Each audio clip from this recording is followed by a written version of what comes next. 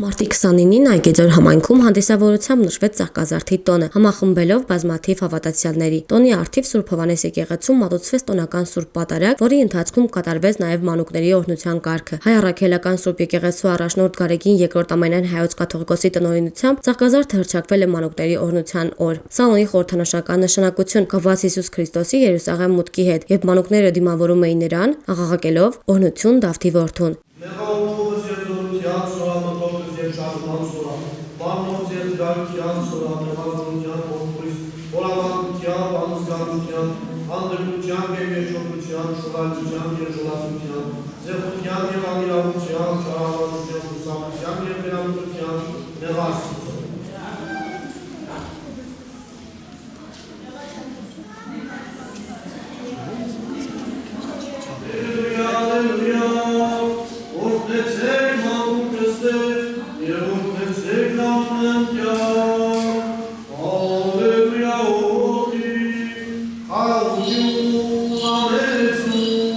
Տոնական արարողությանը ներկա էին բազմաթիվ բնակիչներ, ովքեր եկեղեցի էին եկել ուռենու ճյուղերով։ Վերջիններս օրհնվեցին եւ բաժանվեցին հավատացյալներին, որպես օրհնության եւ նոր կյանքի խորհրդանիշ։ Ծաղկազարդը քրիստոնեական կարևոր տոներից է, որը խորհրդանշում է Հիսուս Քրիստոսի հաղթական մուտքը Երուսաղեմ եւ նոր կյանքի, հույսի ու վերածննդի ավետիսը։ Այգեձորում տոնը նշվեց ակտիվ մասնակցությամբ, ընդգծելով համայնքի հավատարմությունը եկեղեցական ավանդույթներին եւ դրանց փոխանցման կարեւորությունը գալիք սերունդներին։